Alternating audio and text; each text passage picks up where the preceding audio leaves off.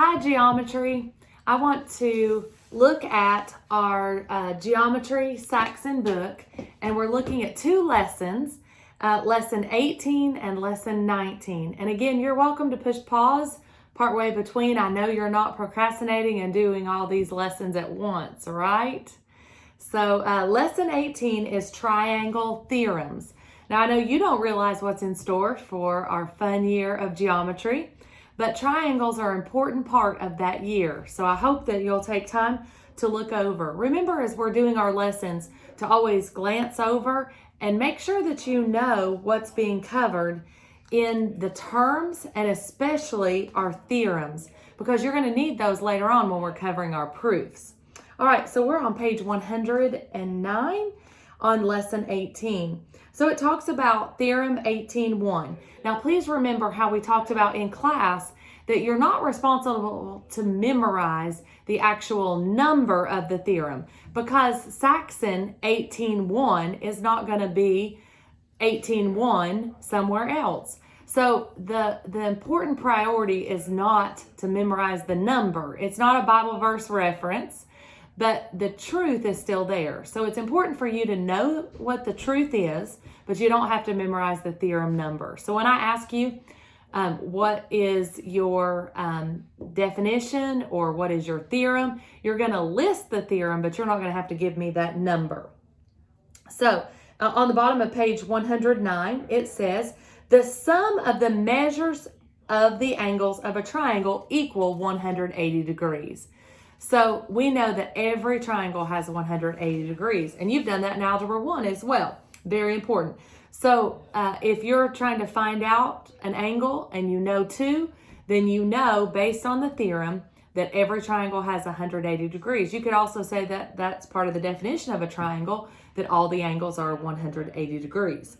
Now, if you'll turn the page to page 110, they have corollaries, and those are based off of that. So if two angles of one triangle are congruent to two angles of another triangle, then also the third is congruent.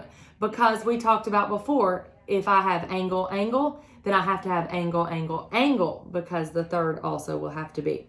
Acute angles of a right triangle are complementary. And one way you can think about this, if every triangle is 180 degrees, and if two of them are complementary, that means two of them add together to make 90. Remember we said that if two angles add together and they're exactly 90 degrees, that's complementary. But if two angles add together and they're exactly 180 degrees, then that's supplementary, right? And those two facts, those two terminologies are very important. Hint, hint, that would be a great assessment question. All right. Corollary 18.1.3. And again, it's not important that we memorize the numbers, but it says the measure of each angle of an equal angular triangle is 60 degrees. If it's equal angular, that means all angles are equal. That's where it comes from. So if I take 180 divided by 3, that makes 60 degrees. So that one's another common sense from, we know that every triangle is 180 degrees. A triangle can have at most one right or one obtuse angle. Now think about this. In order to be a triangle, it has to close. Every polygon, it has straight edges and it closes. So if one angle is, say, 100 degrees, well, that only leaves 80 other degrees that the two other angles can be. So if it were an isosceles triangle, you could have 40, 40, and then 100. But it won't work to have two 100s. That would be over 180, and it wouldn't be able to close, would it? So that's just something to think about. So your book tells you at most you can have one right angle or one obtuse, but no more. So that's important. All right, so they give us some examples there. Now let's look on page 111. It has another theorem. It says the measure of each exterior angle of a triangle is equal to the sum of the measures of its two remote interior angles. That means the angle it's not touching. So think about this. Let me actually go to the board and draw a picture of this. So if I have a triangle here, and let's say that I know that this is 50 this is, let's say, 45. What would this one be? Well, let's think about it. So I know that added together, 50 plus 45 is 95. Well, every triangle has 180 degrees, correct? Yes, we know that, right? Well, 180 degrees minus 95 is going to leave me with 85 degrees, right? So if I have 85 degrees, then that total will make 180 degrees. So I know that this question mark is 85 degrees. Well, if I extend this out, what is this angle? Well, that's the theorem that your book is explaining to you. This angle is equivalent to these two, which they call remote. They're not touching it, right? Because this is our straight line, right? So we know this is 180 degrees. So if I took 85 and subtract it from 180, I'm going to get the total of these other two. This would be 95 degrees, right? Now, I do want to point out that obviously this triangle is not drawn to scale. So it looks pretty obtuse, doesn't it? So it looks a little more than 95, but you get the idea. All right, so that is page 111, and we just worked through some of those examples there. Now, they do have some lesson practice for us on page 112. So let's take a few moments to go through a few of those. Use this figure to answer A and B. A says if X is 50, then determine the measure of angle T. Well, it already gave me the other angle was 60. So I know 60 plus 50 is 110 degrees.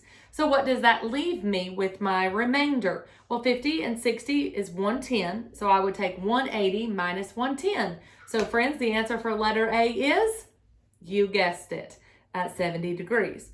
Now let's look at letter B. Determine if the measure of angle T, determine measure of angle T if X is 60.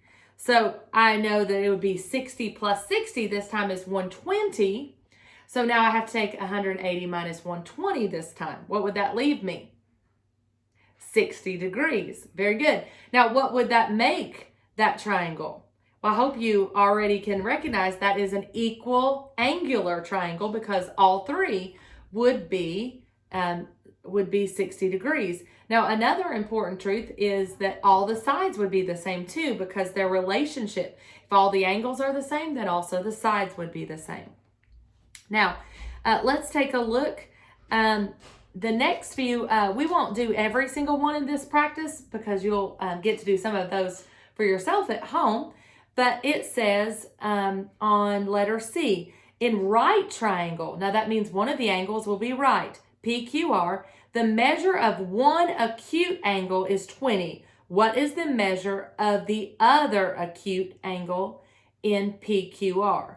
Well, let's break this down. If it told me it was a right triangle, I know one of them had to be 90 degrees. So I can immediately say 180 minus 90 leaves me 90 additional degrees. Now it told me another one was 20. What does that leave me, friends? 70 degrees. Very good. All right. Now let's jump ahead and let's look at letter E. So I'm skipping D. I just did C with you. So I'm skipping D, and you can do that at home. Don't forget to show your work. So letter E, if triangle JKL, the measure of angle K, that's how we say it, angle K, measures 60 degrees, and the exterior angle at vertex L measures 100. All right, they did not draw a picture of that, did they? So that certainly would have been nice. So let me draw this because I don't know about you, but there's something about visualizing things in my head. I'm a visual person, so I actually just want to see that, don't I? So I've got J, K, L. So let's take a look. J, K, and L. So I've got, let me put them on the outside. J, K, and L. All right, now it says K measures 60. So we'll put a 60 right here. And then it says, and the exterior angle at vertex L, so that's here. So extend this out. and they're talking about the exterior angle because we extended it out. It says measures 100. Well, friends, if this is 100, what would this be? This would have to be 80 degrees. So I know that the inside of angle L has to be 80, right? Now, I can add these two together, or I can remember a theorem that we just read. Remember that the sum of the remote equal the exterior angle. So I could just say 100 minus 60 is 40, right? Or I can remember my first theorem that I know that the sum is 180, and I can say 60 plus 80. 60 plus 80 equals 140. Then I can say 180 minus 140 equals 40 as well. Don't you love it when the answer works out two different ways and you got them both the same? So friends, that means we got it right. All right, now let's look at the last one, letter G. A planned glass pyramid structure has 4 triangular faces. The angles at the base of each face are congruent. Each of the angles at the apex of the pyramid measures 68. What are the measures of the congruent base angles? Wow. All right, so it's really making us think a little bit, isn't it? All right, so I know that the angles at the base of each face are congruent. So it's telling me that I've got an isosceles, right? Because it's saying the angles at the base are congruent, right? And then it says each of the angles at the apex measure 68 degrees. So if this is 68, well, I know that 180 minus 68 is going to be 112 is left. So what do I do with that? Well, I have to divide it by 2. So 2 divided into 112. So I know that will go 5, and that will leave me with 1, bring down my 2. So 2 goes into 12 6 times. Well, friends, these two angles have to be 56 degrees because they said that they were congruent. And I know every triangle has to make 180 degrees. So I subtracted the apex angle and found the remainder. What is the measures of the congruent base angles? Congruent means the same. So I hope that was a help to you. So that was lesson 18, and it's all about triangles. I know that you may not realize how important triangles are, but they're going to really help you a lot in the future of upper level math. There's a lot of math involved with triangles and just different neat things, especially right triangles, sine, cosine, and tangent, the study of trigonometry. There's so much fun about it. So I hope that you'll really take time to look over these theorems and know that we're going to be using them later in geometry and later in upper level maths. Now, also I want to point out to you that the ACT test is also very important, and the ACT test will a lot of times give you shapes and dimensions like this, and you'll use some of the knowledge you have of triangles. So it's super important as you progress in your education. Now let's quickly look at lesson 19. So lesson 19 is the last lesson that we're covering this week. So let's take a look. So we covered triangles, and now we're taking a look at quadrilaterals. Well, just like its name says, quad means 4, right?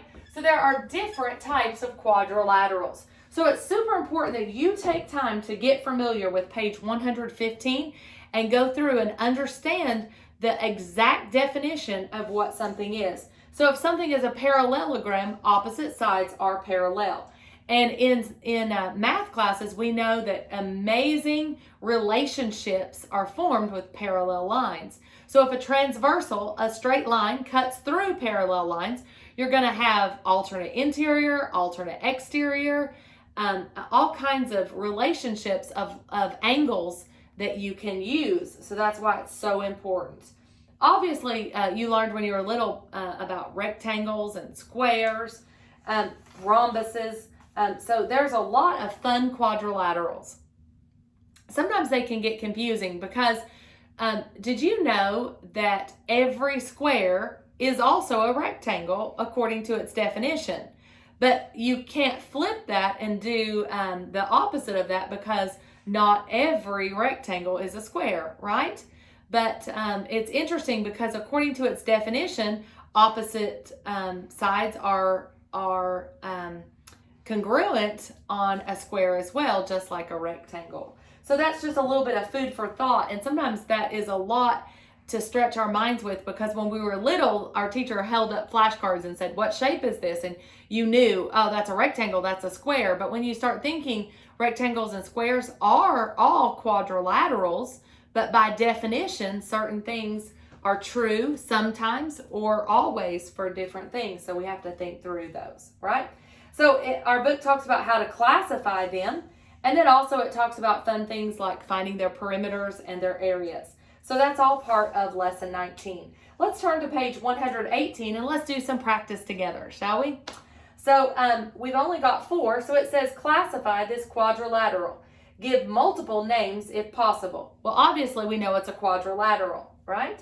Well, it shows us that all the sides are the same. So if all the sides are the same, our mind wants to say, well, is it a square? It can't be a square, friends, because it didn't tell us that the angles were 90 degrees.